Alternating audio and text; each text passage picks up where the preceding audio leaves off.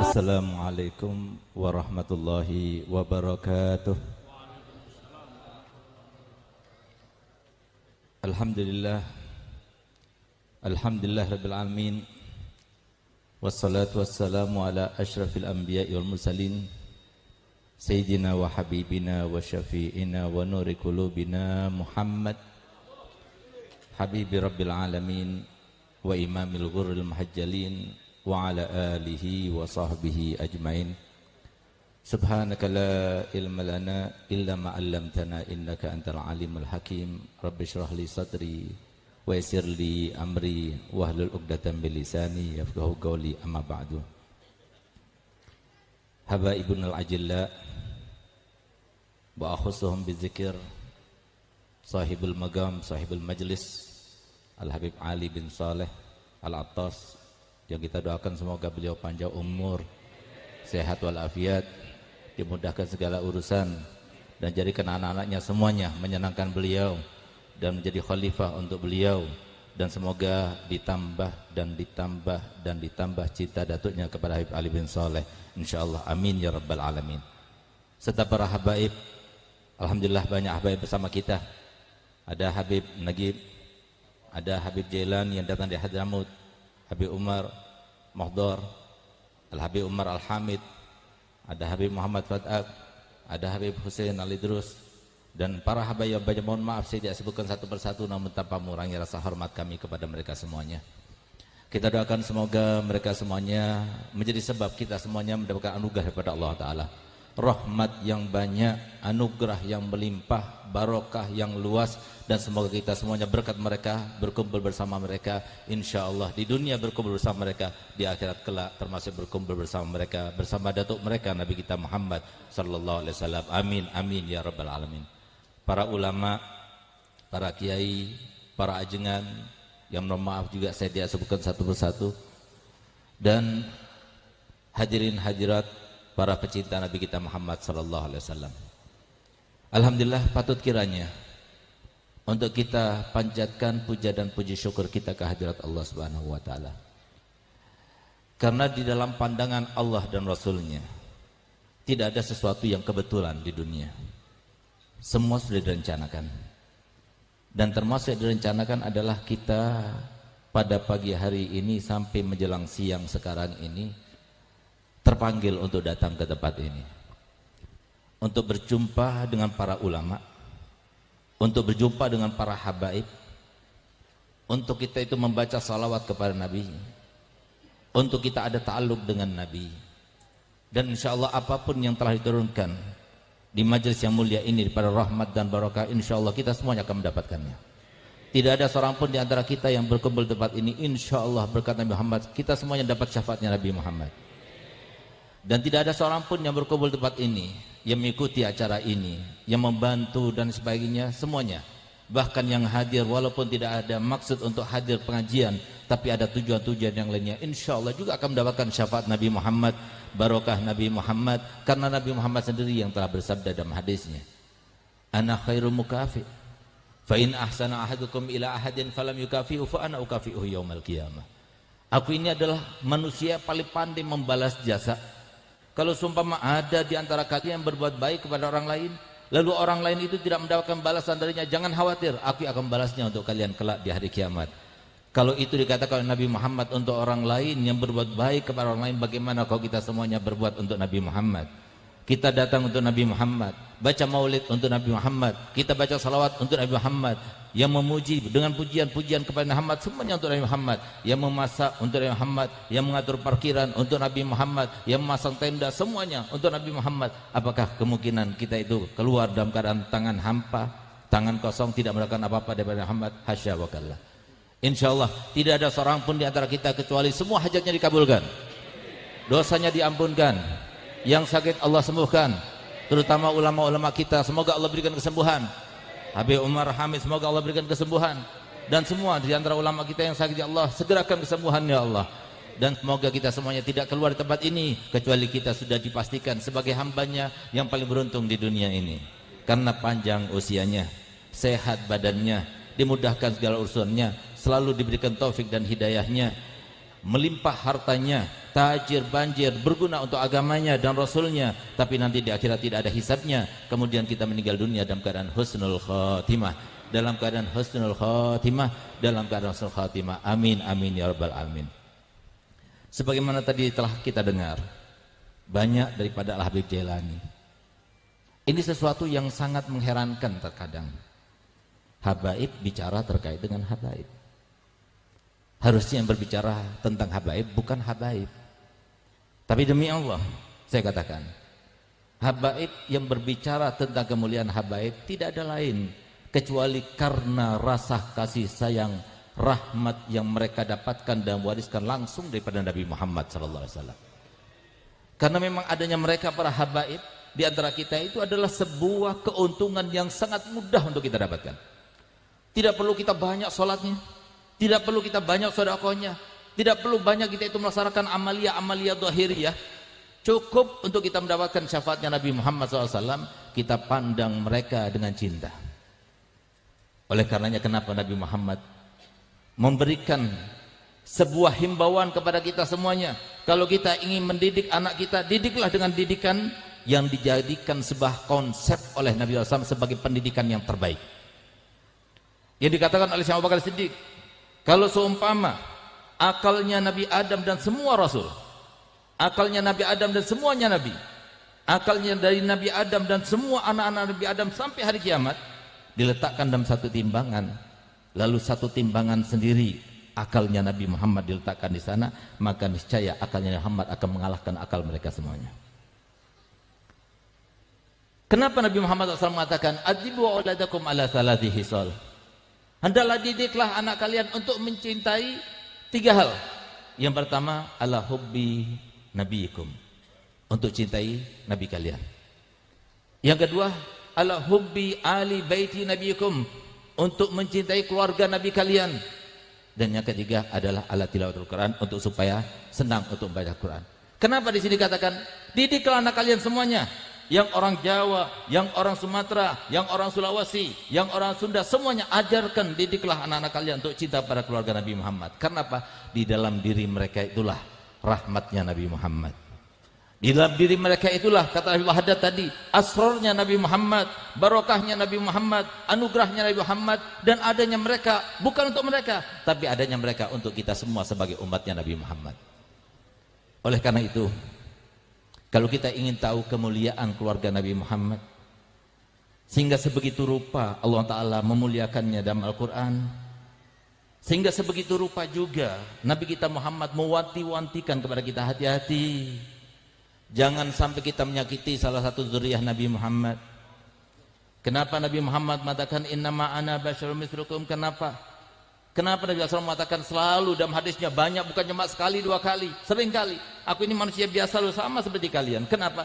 Karena manusia biasa Nabi Muhammad, cuma basyarun lakal basyar. Sebagaimana kita mempunyai cita-cita, Nabi Muhammad juga punya cita-cita. Kita punya angan-angan dan harapan, Nabi Muhammad juga sama punya angan-angan dan harapan. Setiap kali habis doa kita meminta harapan kita, apa yang kita inginkan kita minta pada Allah Ta'ala. Nabi Muhammad juga seperti itu. Tapi kalau kita ingin tahu apa cita-cita Nabi Muhammad, kehendak Nabi Muhammad, angan-angan Nabi Muhammad, tidak ada lain, tidak ada satu pun daripada umatnya kecuali masuk surga bersama Nabi Muhammad. Itu maksudnya Nabi Muhammad, ana basyarun mislukum, innama ana basyarun mislukum. Yang kedua, Nabi Muhammad itu adalah manusia biasa, yang seandainya misalnya saya sekarang berpidato di tempat ini, lalu kemudian saya punya anak 2 yang ikut saya, keluar dari majelis ini kemudian disengkat kakinya, jatuh. Kira-kira bagaimana saya? Kecewa apa tidak kecewa? Kecewa. Itu saya. Atau seumpama mereka berdua dihormati, dimuliakan, kira-kira senang apa tidak? Senang. Itu saya. Bagaimana dengan Nabi kita Muhammad SAW? Oleh karenanya para ulama berkata, kalau kita berbuat kebaikan lalu kita hadiahkan pahalanya Nabi Muhammad sampai pada Muhammad, tapi melalui malaikat, termasuk salawat kita. Tapi kalau kita berbuat baik dan muncul dengan kebaikan, akhlak yang mulia, cinta kepada mereka di depan para zuriat Nabi Muhammad, langsung sampai kepada Muhammad, tapi tanpa malaikat, karena ada hubungan batin antara Muhammad dengan al-cucu Nabi Muhammad.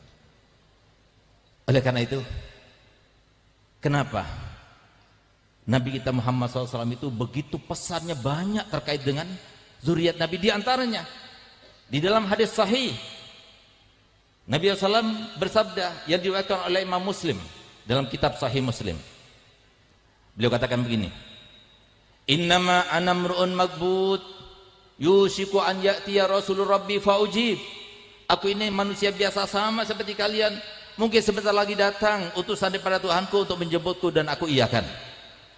Wa ana tarikum fikum as-saqalain ma in tamassaktum bihima lan tadillu ba'di abada. Aku tinggalkan untuk kalian semuanya dua hal. Kalau kalian berpegang teguh dengan keduanya, kalian tidak akan tersesat untuk selama-lamanya. Yang pertama kata Muhammad, Al-Quran. Fihin nur wal huda. Di situ ada cahaya, di situ ada petunjuk. Fastamsiku bihi, berpegang teguhlah. Yang kedua kata Muhammad, wa itrati ahli baiti, dan keluargaku, keturunanku. Apa kata Muhammad setelah itu? Uzakirukumullah fi ahli baiti, uzakirukumullah fi ahli baiti, uzakirukumullah fi ahli baiti. Awas ya, aku ingatkan kalian hati-hati dengan keluargaku. Awas ya, aku ingatkan kalian hati-hati kepada keluargaku. Kenapa Nabi Muhammad kata demikian? Padahal Nabi Muhammad adalah paling baik akhlaknya. Karena sebagai tanda syukur kita yang paling sedikit kepada Nabi Muhammad dan keluarga Nabi Muhammad adalah kita menghormati dan mencintai umat dan keluarga Nabi Muhammad. Bolehlah kita membaca di dalam kitab Salwatul Asyikin, karangan daripada Al-Imam Ghazali.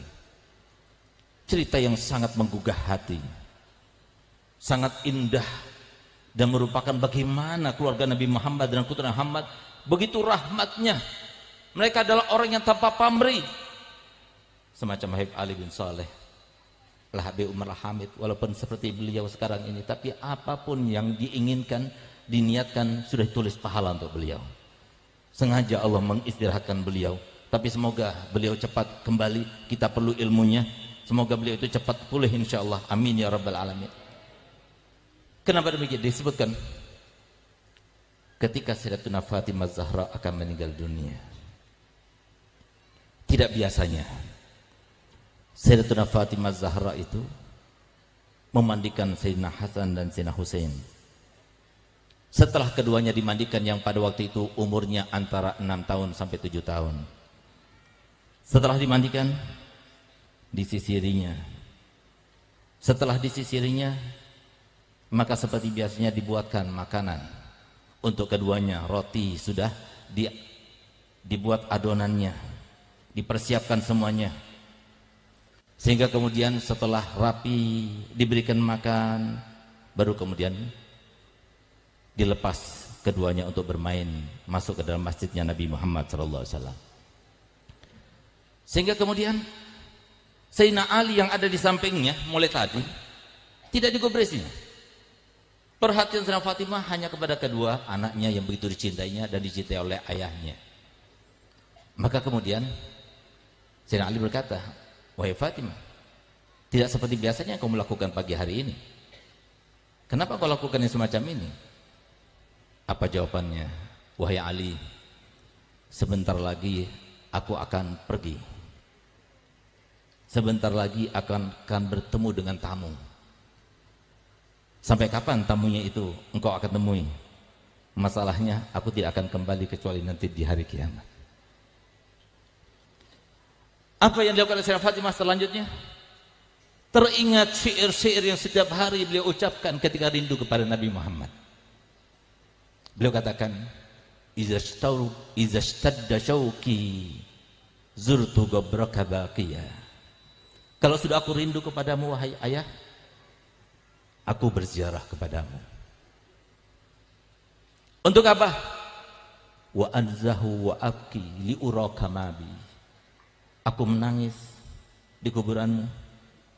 Aku menyampaikan semua isi hatiku kepadamu. Ya sakinah sahra, alimnil buka. Wahai orang yang tinggal di atas gurun pasir, ajari aku bagaimana menangis. Wa zikruka ansani jami'al masaibi. Setiap aku mengingatmu wahai Nabi, semua musibah terasa ringan. Idza kunta anni fit turabi maghiba. Kalau seumpama engkau sekarang berada di bawah tanah, aku tidak bisa melihatmu.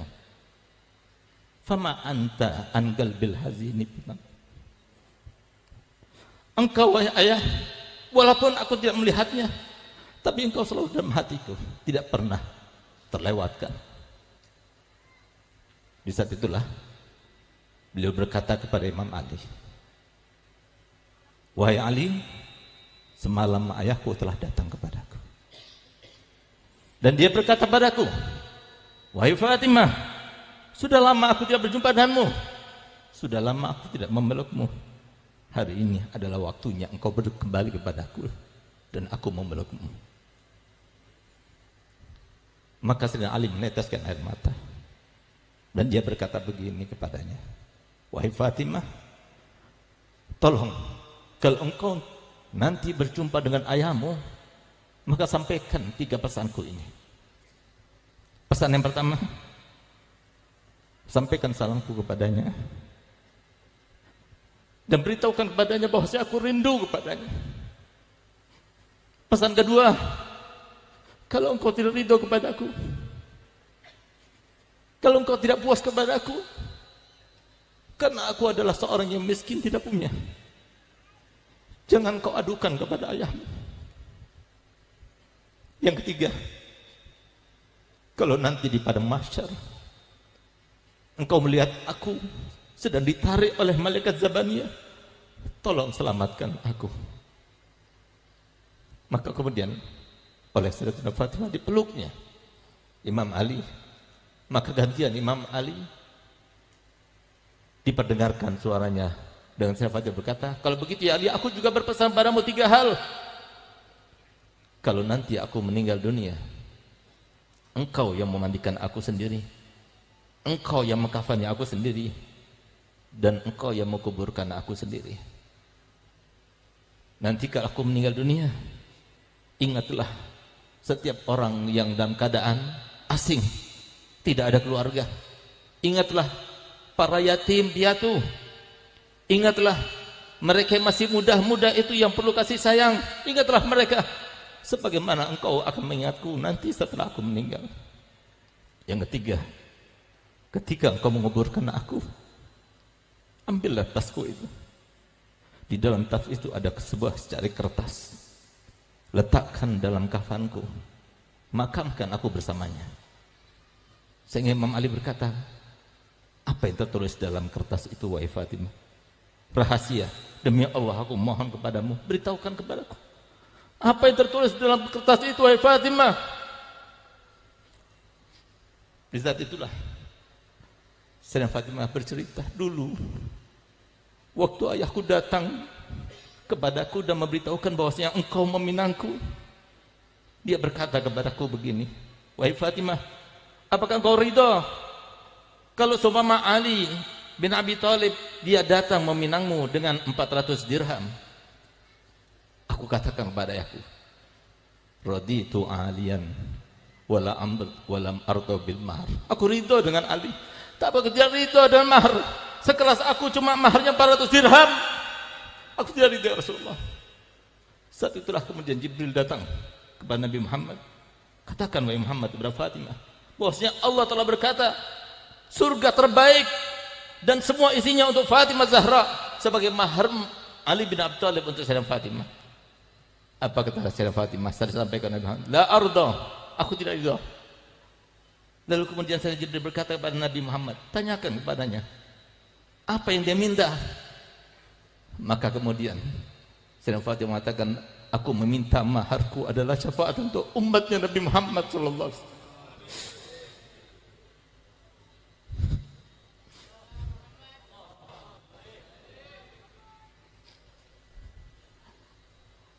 Sayyidina Nabi SAW berkata, kenapa kau minta itu wahai Fatimah? Ya Rasulullah, aku minta syafaat daripada umatmu karena itulah yang kau pikirkan setiap hari, setiap saat, setiap waktu.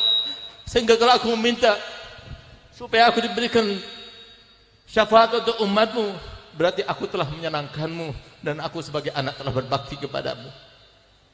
Di saat itulah kemudian Jibril datang membawa kertas, dan di dalam kertas itulah itu yang nanti aku akan bawa, itu nanti akan aku bawa di pada mahsyar.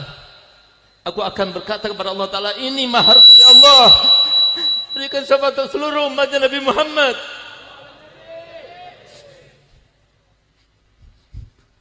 Sehingga Nabi Muhammad tahu.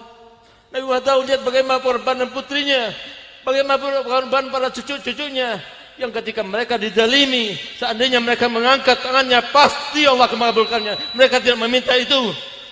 Sayyidina Husain radhiyallahu anhu warḍah, di saat beliau tinggal seorang, hanya bersama Sayyidina Ali Zainal Abidin, ketika melawan 3.000 orang lebih, beliau tidak gentar.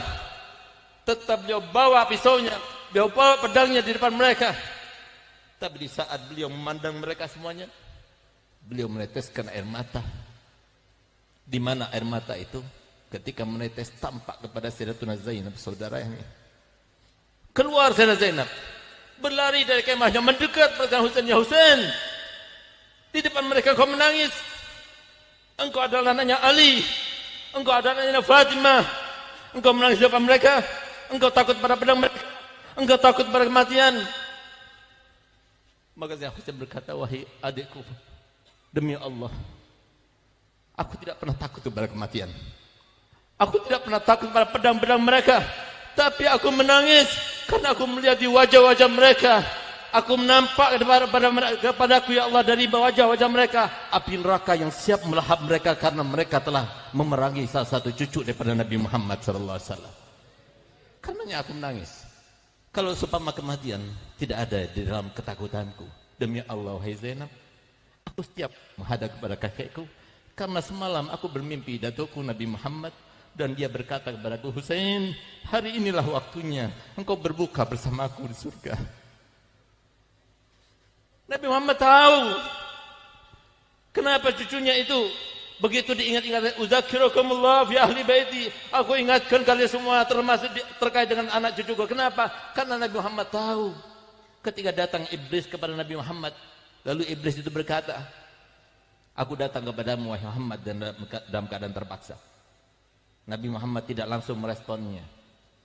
Tapi Nabi Muhammad bertanya kepada Jibril, kenapa iblis itu datang kepadaku? Dan dia berkata seperti itu. Ya Rasulullah, tidak ada seorang nabi pun dan rasul pun yang didatangi oleh iblis kecuali dengan maksud dan tujuan untuk menjerumuskannya ke dalam dosa demi dosa, kecuali engkau. Sekarang dia diperintahkan Allah Ta'ala untuk datang kepadamu untuk menjawab setiap pertanyaanmu. Kalau dia itu berbohong di dalam jawabannya, maka niscaya Allah akan mencabut kembali semua yang Allah janjikan kepadanya. Di antaranya hidup sampai hari kiamat, bisa masuk ke dalam benak manusia dan sebagainya. Lalu Nabi Muhammad bertanya, pertanyaan pertama yang ditanyakan kepadanya, apa kata beliau? Wahai iblis, siapakah manusia yang paling kau benci? Siapakah manusia yang paling kau benci? Dijawab oleh iblis, yang paling aku benci adalah engkau dan anak keturunanmu. Yang paling aku benci adalah engkau dan setiap yang mewarisimu. Yang aku benci adalah engkau dan setiap ulama yang meneruskan perjuanganmu. Sehingga Nabi Muhammad tahu, kalau ada seorang yang ada orang yang benci kepada keluarga Nabi Muhammad, Nabi Muhammad telah mengatakan, man ahabbakum fahuwa mu'min wa man abghadakum fahuwa munafiq. Tidak ada seorang pun yang mencintai mereka, mencintai kalian, kata Muhammad, kecuali dia ada seorang mukmin. Ya Allah, aj'alna minal mu'minin ya Rabb. Dan tidak ada seorang pun yang benci kepada kalian kecuali dia adalah seorang munafik. Kenapa Nabi SAW mengatakan demikian? Karena yang benci kepada keluarga Nabi berarti seperti iblis. Iblis yang merasuki dalam pikirannya. Oleh karena itu, sholat kita yang mana mau kita andalkan? Puasa kita yang mana mau kita andalkan? Qiyamul lail yang mana yang kita andalkan? Kecuali apa? Yang kita harapkan cuma syafaatnya Nabi Muhammad.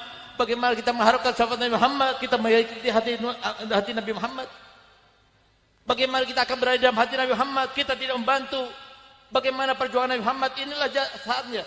Zamannya, di mana saatnya sekarang ini. Kalau kita mau tahu dengan terang dan nyata, kalau Allah ingin tampakkan peperangan yang begitu dahsyat di setiap kota, di setiap kecamatan, di setiap desa, setiap negara, peperangan antara kubu Nabi Muhammad dan kubu iblis. Tapi siapa yang membantu Nabi Muhammad? Siapa yang mau berada di dalam kubu Nabi Muhammad? Yang bukan cuma bahagia, cuma 10 tahun, 20 tahun, sampai 70 tahun paling lamanya. Dengan harta yang diberikan, bahkan harta itu bukan merupakan sebuah kemuliaan. Sampai-sampai Nabi Muhammad mendoakan, Dengarkan apa kata Muhammad. Allahumma aktsir man abghada ahla baiti fala burikalah. Ya Allah, perbanyaklah hartanya orang yang benci kepada keluargaku, tapi dia tidak akan mendapatkan berkah dalam hartanya. Resep yang diajarkan Nabi Muhammad. Kalau kita mau kaya cepat, benci pada zuriat Nabi, akan dikayakan oleh Allah Ta'ala. Menunjukkan bahwasanya apa? Bahwasanya yang namanya harta itu bukan merupakan sebuah kemuliaan, tapi kemuliaan yang sesungguhnya kalau kita bersama Nabi Muhammad. Di dunia kita dicinta oleh Nabi Muhammad. Di dunia kita diberikan jabatan yang bukan karena usaha kita, upaya kita. Di dunia kita diberikan harta bukan karena usaha dan upaya kita. Di dunia kita diberikan kekuatan. Di dunia kita diberikan apapun yang diberikan Allah Ta'ala kepada kita, tapi kita gunakan untuk mendekat kepada Nabi Muhammad. Itu adalah sebuah kebahagiaan. Oleh karena itu para hadirin muliakan Allah Ta'ala, asalkan kita meninggal dalam keadaan husnul khatimah, insyaallah kita akan mendapatkan syafaat Nabi Muhammad. Pertahankan apa kata Nabi Muhammad, wasiatnya sebelum beliau meninggal. Isbiru ala ma antum alaih hatta talqauni alal haud. Sabarlah kalian, sabarlah dengan sholat kalian, sabarlah dengan apa yang aku perintahkan kepada kalian, sabarlah untuk menjadi seorang istri yang solihah, sabarlah untuk menjadi seorang suami diteladani yang menjadi imam bagi keluarganya, sabar. Sampai kapan? Sampai kalian aku tunggu nanti di telaga Al-Kautsarku. Dan semoga kita termasuk yang minum dari telaga Al-Kautsar Nabi Muhammad. Ya Allah, selamatkanlah kami semua ya Allah. Selamatkanlah Indonesia kami ini ya Allah. Jadikanlah mereka yang benci pada zuriat Nabi Muhammad ya Allah. Berikan hidayah kepada mereka ya Allah. Berikan hidayah kepada mereka ya Allah, sehingga iblis yang menjadikan mereka seperti itu ya Allah tambah marah, tambah benci, tambah murka, tambah menjadi orang-orang yang setiap harinya mengambil debu dan meletakkan di atas kepalanya. Biarkan iblis yang mampus ya Allah, tapi mereka saudara kami ya Allah, berikan hidayah kepada mereka semuanya, karena mereka adalah orang-orang dicintai oleh Nabi Muhammad SAW. Mereka lah umatnya Nabi Muhammad. Selama mereka mengucapkan kalimat syahadatain, maka mereka lah yang dimasukkan oleh Nabi Muhammad ketika turun ayat wala saufa yu'tika rabbuka fatarda. Maka ketika itu turun ayat tersebut, Nabi Muhammad bersumpah, wallahi inilah arda wahidah min ummati finnar. Aku tidak ridho satu saja daripada umatku dalam neraka ya Allah. Berikan hidayah kepada semua umat Nabi Muhammad SAW ya Allah. Ya Allah, kami tidak mempunyai apapun, ibadah kami sangat hampa, apapun yang kami lakukan tidak berguna, tapi kami mempunyai sesuatu kemuliaan yang di dalam pandanganmu, sesuatu yang paling mulia, yaitu kami berlabelkan sebagai umat kekasih Muhammad ya Allah. Dengan itulah kami mohon ya Allah, kami mohon untuk kami semuanya, untuk keluarga kami semuanya, untuk sahabat kami semuanya, untuk keturunan kami semuanya, dan untuk semua masyarakat Indonesia ini ya Allah. Ya Allah, jadikanlah negara Indonesia negara yang makmur, sentosa, yang jauh daripada mereka-mereka yang menginginkan negara Indonesia menjadi terpuruk, menjadi negara yang sengsara, menjadi negara yang dibelah-belah. Ya Allah, siapa yang menginginkan harta kekayaan Indonesia bukan untuk Indonesia, ya Allah, mampuskanlah mereka bersama iblis ya Allah. Ya Allah, siapapun di antara mereka yang menginginkan Indonesia ini dalam keadaan sengsara dan menyengsarakan, ya Allah, jadikanlah mereka itu Engkau berikan penyakit yang banyak ya Allah. Kalau Engkau tidak berikan hidayah kepadanya, ambil nyawanya, singkirkan mereka semuanya ya Allah. Ya Allah, bijahin Nabi wa alin Nabi. Ya Allah, jadikanlah kami termasuk yang sadar bahwasanya kalau kita ingin berjuang untuk Nabi Muhammad, enggak ada seorang pun di antara kita kaum muslimin kecuali harus saling bahu membahu, harus saling tolong menolong. Selamatkanlah mereka. Nabi Muhammad tidak pernah minta kepada kita jabatan, enggak pernah minta kepada kita harta, tapi sampai permintaan Nabi Muhammad SAW adalah balighu anni wala ayah. Sampaikan dariku walaupun hanya satu ayat. Bawa mereka ke majelis-majelis, bawa mereka kepada ulama, bawa mereka masuk pesantren, bawa mereka ke tempat-tempat hidayah. Dengan itulah berarti kita telah membuat bahagia Nabi Muhammad. Bantu mereka yang tidak punya, bantu mereka yang membutuhkan pada pertolongan. Dengan itulah Nabi Muhammad bahagia. Dan insya Allah semoga Indonesia suatu waktu nanti dalam keadaan cepat insya Allah berkatnya para habaib, para aulia, semoga Indonesia menjadi baldatun thayyibatun rabbun ghafur. Ya Allah, bantulah pejabat-pejabat kami, berikan hidayah kepada mereka semuanya sehingga mereka menjadi orang beriman dan bertakwa. Kalau sudah mereka ya Allah, karena kita sudah berubah menjadi ahli majlis, ahli zikir, ahli pesantren semuanya, dan itu yang sangat ditakutkan oleh musuh-musuh daripada Nabi Muhammad. Ya Allah, kita akan menjadi baldatun thayyibatun rabbun ghafur. Jadikanlah kami sebagai penguat perjuangan Imam Mahdi nanti di akhir zaman ya Allah. Anak keturunan kami ya Allah, berikan kekuatan. Jadikan di antara kami ya Allah kekayaan. Jadikan di antara kami keamanan, kesejahteraan, kejayaan, semuanya di antara kami ya Allah. Sehingga Indonesia ini yang kami cintai menjadi negara yang paling cintai oleh Nabi Muhammad. Rabbana atina fid dunya hasanah wa fil akhirati hasanah wa qina azabannar. Wa sallallahu ala sayyidina Muhammadin wa ala alihi wasallam. Alhamdulillahirabbil alamin.